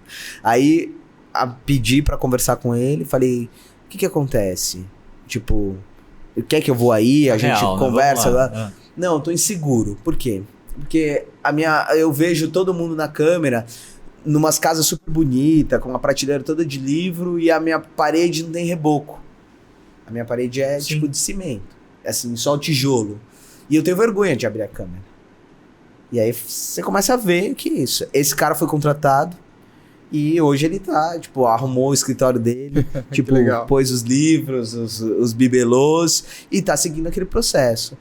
De novo, é um aprendizado. Nós temos vários processos. Isso é uma desconstrução, porque eu preciso contar, por exemplo, na primeira turma, antes da pandemia, que a gente tinha uma reunião no final do programa, os gestores têm uma proximidade muito grande. E teve um menino que ele não foi contratado. E aí a gente pediu pra gestora dar o feedback. Mas por que você não vai contratar? Eu falei assim, porque ele não vai almoçar com a gente. Eu falei assim, mas por que ele não vai almoçar? Isso é um motivo, por exemplo. Mas ele tem performance técnica? Tem, mas a gente achou que ele não integrou muito com o time, que todo mundo foi almoçar e ele não foi.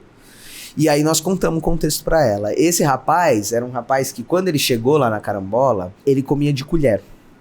E aí eu conversei com ele, falei, olha, por que você... porque é errado? Eu falei assim, você vai ter um problema. Se for trabalhar numa grande empresa, num restaurante de colher. Mas na minha casa todo mundo come de colher. Porque o pai dele era pedreiro. É a realidade dele. E ele não enxergava aquilo como um problema, porque nunca foi um problema. Ele nunca tinha ido no Haskell. Você entende? Como comigo, cara, eu vou no Haskell, vou pegar um macarrão, custa mais que a salada, custa mais. Tipo, tá tudo incluso. Você não sabe. E aí, o que ele fazia? Quando ele recebia o dinheiro, ele comprava, ele trazia a marmita de casa, porque ele trazia o dinheiro pra fazer compra pra família dele, que era muito necessitada. Sim. Quando a gente trouxe essa clareza, e a mulher falou, putz, então acho que não tem nada a ver, eu não posso não contratar a pessoa por causa disso. Mas é uma desconstrução, você entende? Porque ela nunca tinha parado pra pensar nisso. Mas ela devia pensar, mas ela não foi impactada por essa realidade. De novo, hoje as pessoas que estão dentro dos cargos de liderança das maiores empresas, elas foram impactadas com a realidade do Brasil. Elas vivem... Se a gente for falar de São Paulo, é que eu falo quadrilátero do Sapatênis ali, a Faria Lima, a Berrini. Tipo, é aquele contexto. Essas pessoas não atravessaram nunca a ponte. Então, elas não sabem o que acontece lá do outro lado. Sim. Se a gente não provocar essa mudança e ter uma pegadinha na questão da diversidade, porque assim, a gente precisa de ações que geram volume muito grande. A gente precisa de ações que ela seja uma onda, que ganhe uma escala enorme, que é o que a gente está tentando fazer com a Carambola. Então, por exemplo, nos próximos 18 meses a gente quer impactar 20 mil pessoas dentro do programa. Que legal. Mas tem uma coisa que é o seguinte, a inclusão acontece 1 a 1. É 1 a 1. Por exemplo, eu tenho certeza, que eu não sei se vocês já tinham convivido com uma pessoa trans, e eu não sou o estereótipo da pessoa trans, eu sou o privilégio do privilégio de uma pessoa trans. Se eu fosse uma mulher trans de 1,80 m, que não conseguisse bloquear a minha hormonização e tivesse um gogó que é irreversível e não tivesse dinheiro pra tomar hormônio ou pra fazer laser na minha barba, provavelmente não ia estar aqui. Mas nós já demos um passo. Porque eu provavelmente seria a estatística de 90% das pessoas e estaria numa situação de prostituição. Mesmo não sendo uma escolha minha. Mas a diversidade acontece 1 a 1. Então a gente precisa criar uma solução de impactar. Eu tenho certeza que hoje vocês vão pensar diferente quando vocês se impactarem com uma pessoa trans. Por quê? Porque a gente teve um contato próximo. E isso precisa começar a acontecer. Tem uma experiência, Gustavo, né, Baldini? Sim. Em 2019, né? Eu participei de um processo que a empresa, né, tinha uma vaga em aberta, uma pessoa se candidatou, né? Então preencheu toda a ficha, né, com o nome social, né? Passou por todo o processo, tal, né? E foi contratada e foi aprovada pelos líderes, né? Mas na hora de entregar a documentação, né? Ela entregou o documento que ainda não estava retificado. Não estava retificado, né? E aí causou um... Cara, assim, mas por que você não colocou o teu nome, né? Ou por que você não contou, né? Por medo de não ser contratado, né? E a equipe recebeu super bem, né? Então, assim, foi uma primeira experiência que a gente teve, cara, assim, que foi muito interessante, porque aí depois a gente conversou e falou, cara, só é tranquilo, você foi contratado pela capacidade que você tem, né? Não porque você não tinha um nome, enfim, não queria revelar ali. Né? Mas então, mas olha a preocupação da pessoa, né, cara? Mas, por exemplo, eu acho que tem um trabalho que é uma coisa que eu tenho provocado muito, assim. Eu tô vendo muitas empresas baterem no peito, falar assim, eu tô criando um programa de trainee para pessoas pretas, um programa de formação de pessoas trans, e a gente tá colocando todas as pessoas no mercado de tecnologia. tá faltando um passo que você comentou, André, que é assim, precisamos educar quem tá dentro, porque senão não adianta. Sim. Não é simples você lidar com questões que são muito diferentes da nossa realidade. A gente tem dificuldade de entender, a gente tem dificuldade de entender o contexto, a gente tem dificuldade de assimilar, que é natural, é diferente do nosso contexto. E se a gente não começar a fazer isso, individualmente, de novo, temos que pensar na forma sistêmica, nos processos, políticas públicas, tudo isso. Mas individualmente, tem coisas que às vezes parece que é uma bobeira, mas às vezes é muito agressivo para as outras pessoas que estão recebendo. Por quê? Porque a gente não pode esquecer que tem uma outra pessoa ali do outro lado. Então, por exemplo, eu tenho visto muita situação de pessoas pretas que sofrem situações que mas isso nem parece racismo, e que é agressivo demais dentro de uma organização, como já aconteceu dentro da Carambola. Eu já recebi o feedback assim, Gustavo, você foi racista, e sim, acho que fui mesmo. E não tem justificativa pra isso. Claro que eu fui racista. Como é que eu não faço mais isso nunca mais? Aprendo isso. Mas e as pessoas pretas e as pessoas trans, principalmente esses grupos mais vulneráveis, não estão aqui pra servir o resto de nós, para explicar o que é o racismo e falar, olha, você não pode falar assim, assim, assim. Por mais que alguns de nós vai ter que seguir esse processo. Eu, talvez, pela minha posição e pelos meus privilégios, eu brinco que você fala, muito legal a sua história e tal, não sei o quê. Eu acho que a minha história, eu acho um absurdo a minha história. A minha história é uma história que a gente jamais devia estar contando a minha história aqui. A gente, como sociedade, devia ter vergonha de contar a minha história. Mas você cresceu, você superou. É realidade que a gente vai contar essa história pra boi dormir, que todo mundo, todo cara trans pode seguir esse caminho e dormir na porta da empresa e contar essa história. Eu acho essa história, todo dia eu penso nela e falo assim, cara, a gente não devia estar contando essa história. A gente não devia contar mais nenhuma história como a minha. Eu fui mandado embora de casa, eu podia ter sido assassinado, eu podia ter me envolvido com droga, eu podia ter me matado, podia ter acontecido um monte de coisa comigo e eu não ia estar aqui. Por uma série de acasos, eu tô aqui conversando com vocês. Mas a gente, como sociedade, tinha que ter vergonha de contar essa história. A gente tem que falar assim, cara, não tem... Qual é a história que a gente quer contar? Contar a história de outra coisa. Nós temos tanto problema tão grave pra resolver e a gente tá discutindo a identidade de gênero do alheio, sabe? É muito difícil esse processo. Pequeno, né? Então eu acho que tem esse trabalho da gente como sociedade. Gustavo, você comentou sobre o impacto, né? Que você tem a expectativa aí de 20 mil pessoas, né? Hoje, qual a estrutura que você tem no time da Carambola, né? E como é que isso cresce proporcionalmente a esse desafio que você tem aí? Eu acho que ele vai crescer como qualquer startup, né? Não sei se eu tenho uma projeção, né? Mas hoje qual o tamanho da Carambola? Hoje a gente tá em 60 pessoas. Legal. E tá crescendo porque a gente tá implantando a plataforma, o beta da plataforma dentro dos clientes, porque na verdade o que a gente chama de plataforma hoje eram vários MVPs que a gente executava de forma sistemática dentro desses negócios para entender o que fazia sentido a gente produtizar. Então agora que nós já temos uma mínima clareza do que faz sentido produtizar, a gente tá colocando ali na plataforma. A gente tem essa característica dentro da Carambola de trabalhar sempre muito ágil, porque pouco recurso, tem que errar rápido e errar pequeno. Então a gente faz um monte de piloto, testa, bota pro ar e põe pra funcionar. Então hoje, com a maturidade que a gente tem mais clareza do que já pode estar dentro de uma plataforma e que atende um volume enorme de pessoas. Entendeu? Essa é a nossa estratégia. E aí, quando você fala que fez inúmeros experimentos, né?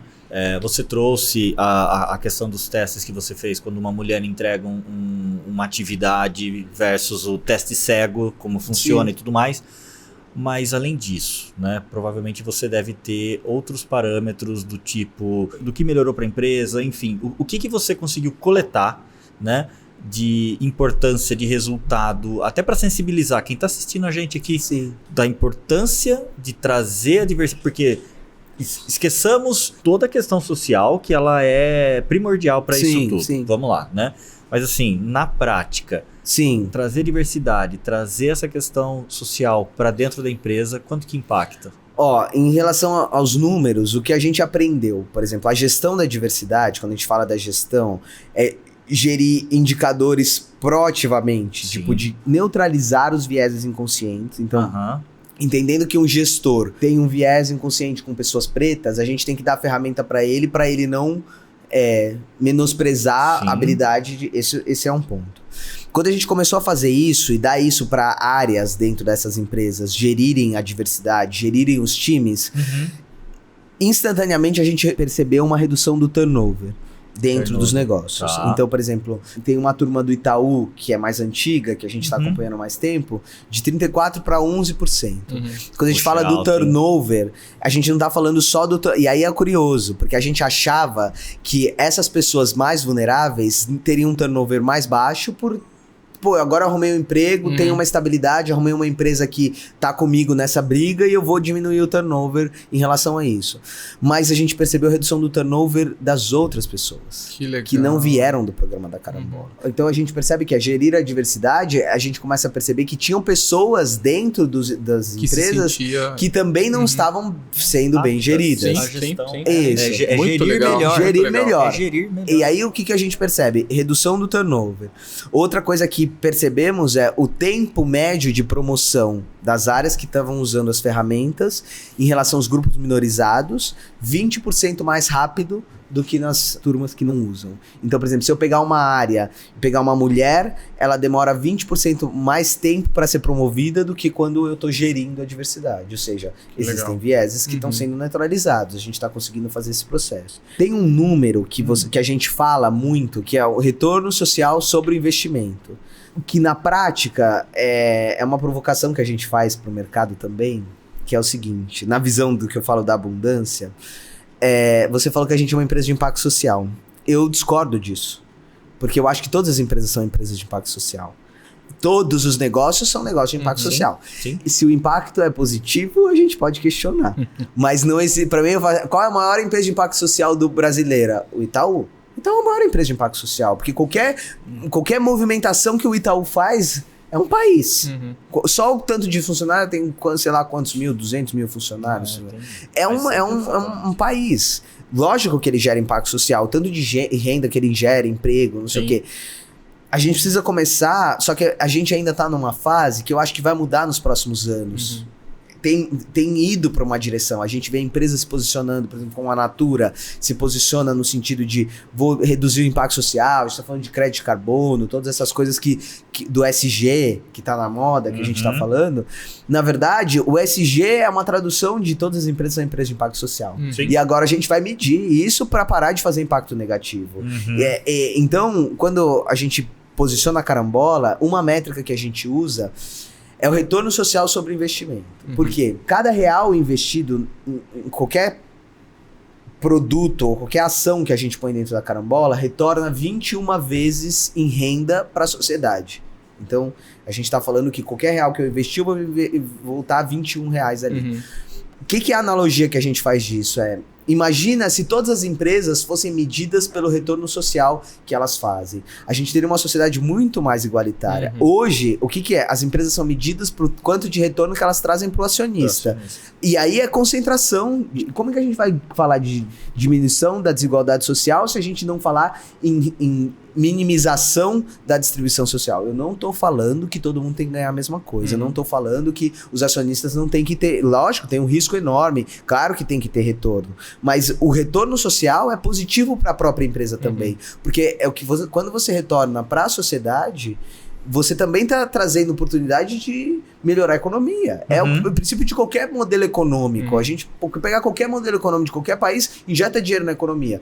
É o que a gente está fazendo. Exato. Então, quando a gente distribui isso, a gente está gerando um motor para o próprio negócio gerar. Eu brinco que quando a gente for fazer uma captação de investimento, passamos por uma série de fundos, e aí o pessoal fala assim, pô, Gustavo, mas esse valuation e tal, não sei o que você tá... esse valuation a gente precisa saber como medir, se a gente pode reduzir e tal, não sei o quê, porque a gente tem startups que tem um valuation diferente, fala assim, tudo bem.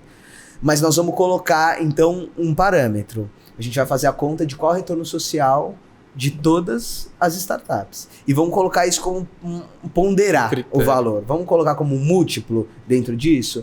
Se a gente não tiver o maior retorno social, você pode pôr o valuation que você quiser. Senão você vai aceitar isso que aqui que a gente está falando. Principalmente os fundos de impacto. Você não é um fundo de impacto social?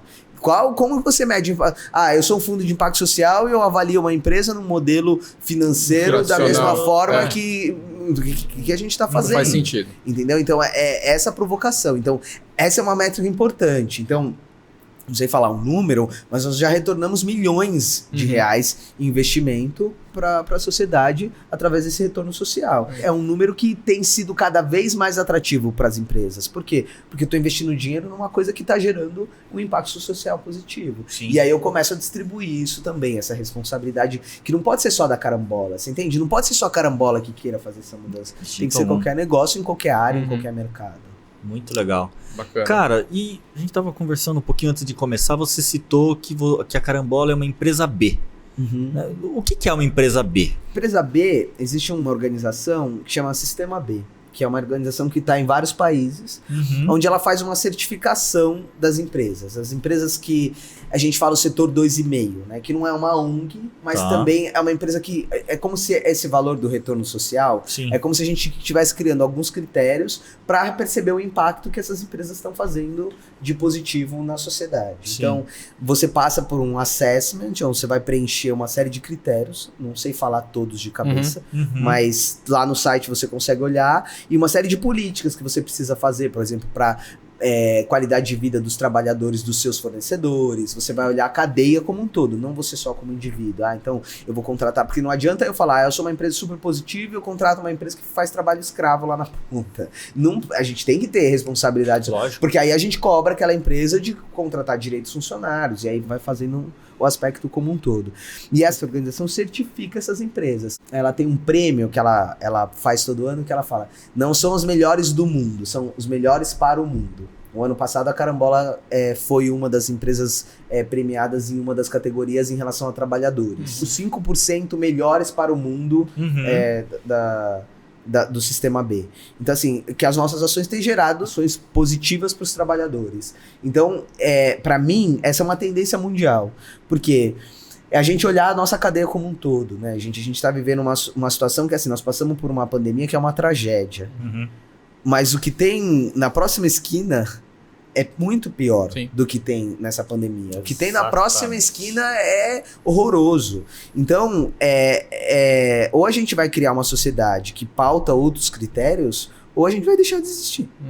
É só a gente olhar números, a gente vai deixar de existir. Então, o que a gente precisa fazer? Acho que o Sistema B é uma boa forma de começar a colocar um parâmetro. Vamos criar algumas regras, e a partir daqui essas empresas assinam, e elas são certificadas, e elas vão seguir essas regras. E aí a gente começa a fazer uma provocação para que os negócios vão para essa direção. Não são ONGs, porque a filantropia é uma coisa, ela é importante, ela ajuda, mas a gente tá falando de negócios que geram lucro, que devolvem para acionista, que geram impacto positivo. É esse tipo de modelo que a gente tá querendo gerar. Agora tem uma perguntinha. A gente falou bastante sério. Você já contratou alguém da Faria Lima para trabalhar na Carambola? Já, não? Claro que sim. Diversidade. Diverso, né? Mas esse é um critério super importante. A gente não trabalha só com grupos minorizados.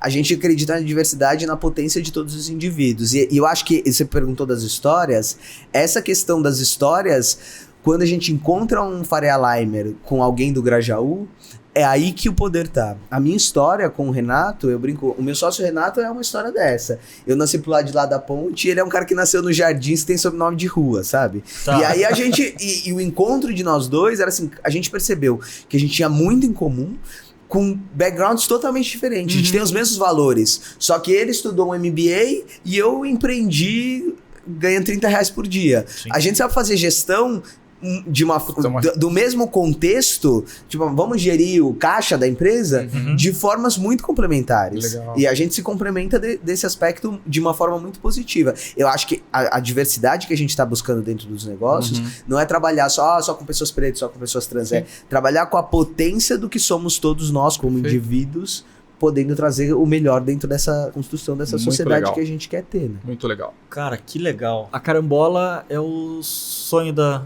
tua vida? A Carambola é o reflexo da minha cara? vida. A Carambola é a forma que eu arrumei de tentar acalmar um buraco em mim que eu não sei se vai passar. Porque assim, quando a gente sofre um trauma que nem esse que eu sofri, hoje eu tenho uma relação muito boa com os meus pais e tudo. Puta, eu ia te perguntar isso, cara. Muito, muito próxima. A gente conseguiu... porque eu não posso culpar minha mãe. Porque a minha mãe também sofreu com isso. Eu acho que não posso imaginar o que é um pai abandonar um filho. Isso não dá pra... A dor...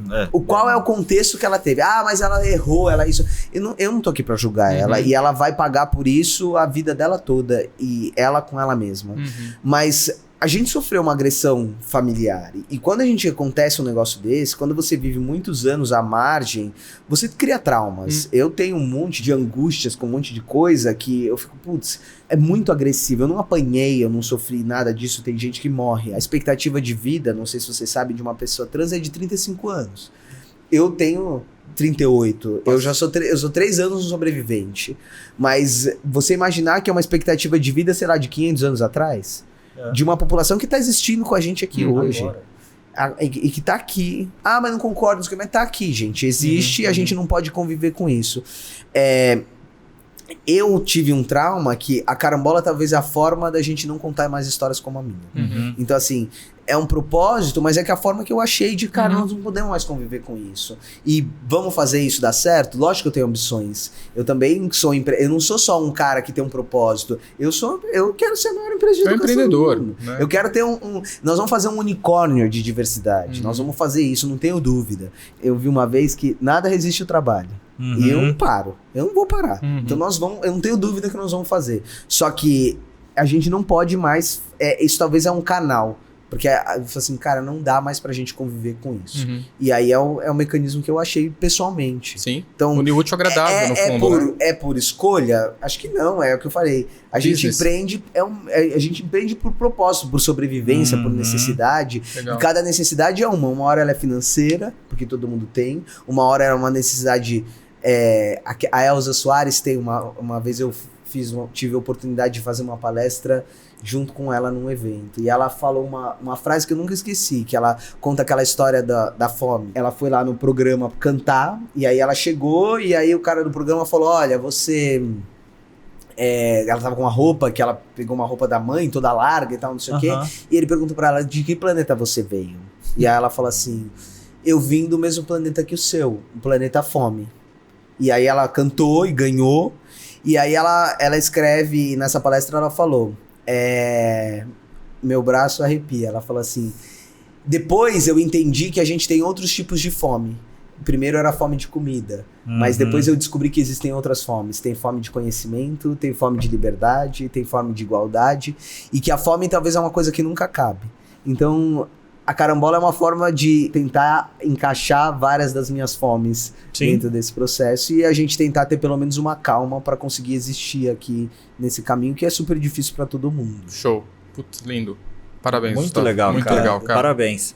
Olha, a gente tem uma crença aqui na Superlógica. Essa camisa agora ela tá sem, né? Então, mas que só o empreendedorismo pode mudar o mundo, né? Sim. Cara, esse é um super exemplo case de como pode mudar, Concordo. né? De como isso pode mudar o mundo. Porque Cara, você muda O vidas, empreendedorismo, né? para mim, é apropriação. Quando a gente empreende, a gente se apropria de uma coisa. É só a gente do começo ao fim. Tem autonomia, mas é apropriação. Eu me apropriei de uma coisa e vou fazer aquilo até o fim. E Sim. eu concordo com você. Eu acho que não tem outro caminho da gente se apropriar pelas coisas e seguir. E acho que tem que ter empreendedorismo em todas as áreas. Porque a carambola vai resolver um problema aqui, enquanto eu vou ter alguém nas minhas costas resolvendo o plástico no oceano, porque eu não quero morrer de plástico. Exatamente. E aí o outro vai estar resolvendo o outro. Limpar o Tietê, é tudo, né? Pode ter empreendedorismo ali para resolver. Sim. Né? Sim. Cara, que Muito legal. bom. Foi um prazer, gente. O prazer foi nosso. Eu não vou perguntar como ele se atualiza, porque, Cara, mas você pode perguntar qual que é o hobby dele, vai. O meu hobby? Eu tenho um hobby estranho também. Eu gosto de cavalos. Eu pratico hipismo. Dentro das coisas que eu faço, esquisitas, hipismo é uma delas, assim. Esse é o meu hobby, assim, é o que me distrai a cabeça. Que bacana. Que legal. Mas tá bom, mas como é que você solta? Porque normalmente, puta mensagem legal que a gente ia acabar. Mas e como é que você se atualiza? O que você lê? Porque tem informação é o que mais tem hoje, a questão é qual que você escolhe. Como é que você filtra, né? Eu leio muito pouco, eu não sou muito de ler, assim, eu não tenho essa vivência de ler livros, assim. Ok. Eu leio pedaços, então eu falo, putz, eu gostei disso, então eu pego um livro aqui, eu leio um pedaço, aí eu leio outro pedaço, eu leio outro pedaço. faço bastante isso. Eu converso muito com as pessoas, assim, eu gosto muito de viver com... Eu gosto muito de conversar com pessoas com opiniões muito diferentes da minha. Legal. Então, assim, acho que talvez essa é a forma. Eu fico curioso, sabe? Assim, eu fico assim, cara, como é que...